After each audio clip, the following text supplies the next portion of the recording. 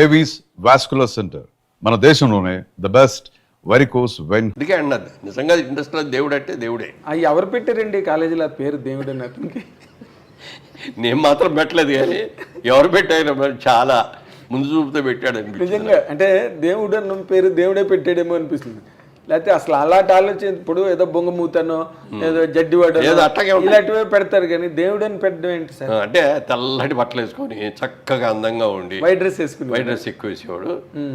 మంచి జుట్టు గిరదాల జుట్టు చాలా బాగుండేది అప్పుడు. తర్వాత ఊడిపోయింది కానీ. అవును, మీ అందరికీ ఊడిపోయింది. అసలు అక్కడికి వెళ్ళింది రామారావుది ఎంత పెద్ద జుట్టు అండి, ఎందుకు బ్రహ్మాండం. నాగేశ్వరరావుది దొంగరాముడు సినిమాలో మంచి హెయిర్ స్టైల్, సోహన్ బాబు గారిది మీ అందరిది. కానీ బట్ ఆ విగ్గులు పెట్టేసి రిఫ్లెక్టర్స్ ఆ విగ్గులు పెట్టంగానే ఏమవుతుందంటే లోపల చెవట్లు పట్టేస్తాయి. ఆ చెవట్లు పట్టేసి దానికి ఎట్లాగా ఉండేటప్పుడు కూడిపోతాం.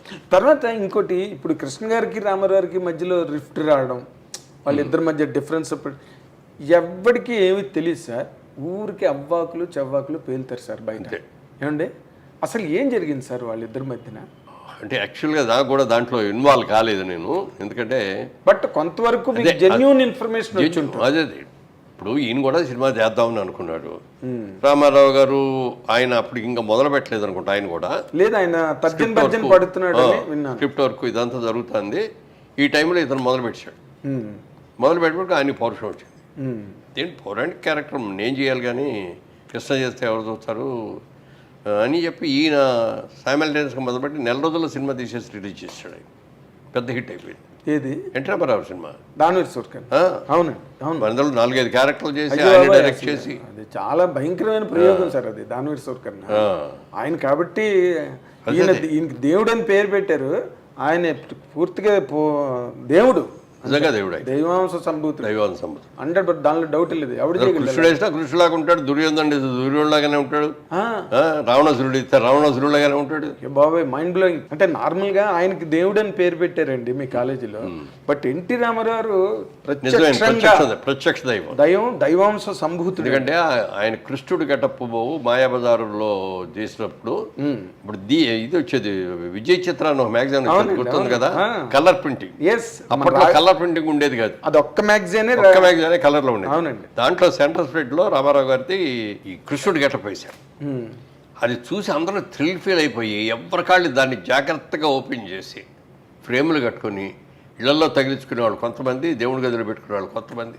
ఇప్పటికే ఉన్నాయి కొన్ని ఇళ్లలో. అవునండి, కృష్ణుడు గెటప్ ఆయన అన్డౌటెడ్గా సార్, అన్డౌటెడ్గా. మొన్న ఎవరో వాళ్ళు లేనిపోని కాంట్రవర్సీ లేపి ఎన్టీ రామారావు విగ్రహం. ఇప్పుడు చాలా చోట్ల అల్లూరి సీతారామరాజు విగ్రహాలు మీరు గమనించండి కృష్ణ గారి లాగా ఉంటాయి. అదే అంట.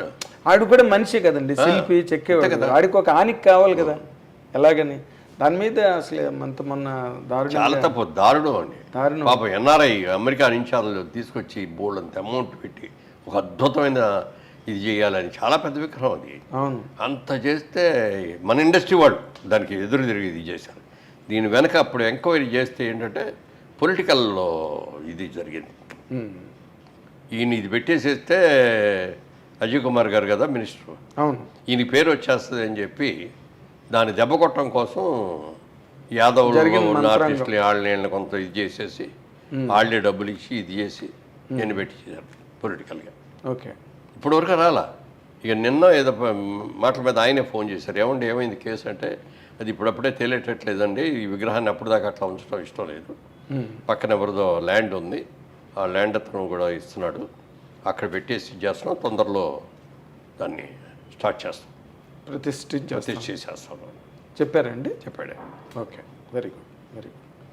అంటే రామారావు గారితో పాటు ప్యారలల్గా నాకు రామనాయుడు గారు ఒకసారి నాతో అన్నారు సార్, ఎన్టీ రామారావు గారి మాస్ పాపులారిటీ మాస్ బేస్ని అటాక్ చేసిన హీరో ఒకే ఒక హీరో కృష్ణ అని.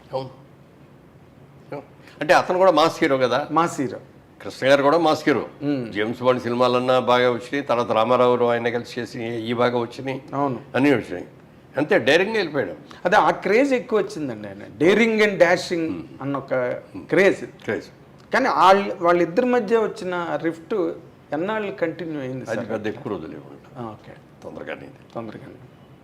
అదే మన అల్లూరి సీతారామరాజు దాన్ని కూడా నాగేశ్వరరావు గారికి అగేనెస్ట్గా కూడా చేశారు దేవదాసు.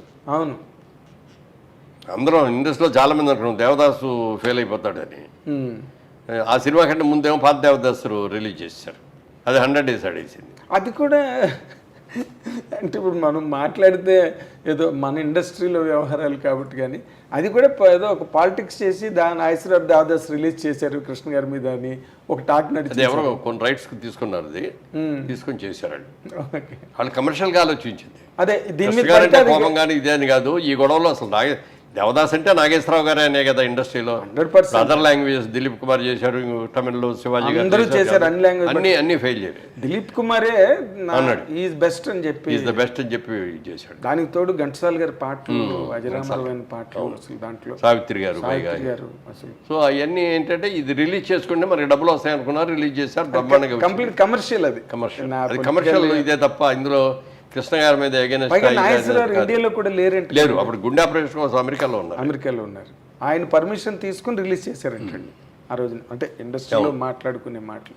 తర్వాత ఇన్ జనరల్గా సార్ రామారావు, నాగేశ్వరరావు, కృష్ణ గారు ఇదంతా ఇలా జరిగితే మీరు ఒక సక్సెస్ఫుల్ పర్సన్, నటుడుగానా, నిర్మాతగానా, లేకపోతే ఒక రియల్ ఎస్టేట్ రియల్టర్గానా, లేకపోతే రాజకీయాలు కాస్త పక్కన పెడదాం సార్, ఇందులో మీరు you are a very very highly successful person sir. అంటే ఫెయిల్యూర్స్ని దగ్గరికి రానివ్వని ఒక విజయవంతమైన వ్యక్తి మీరు.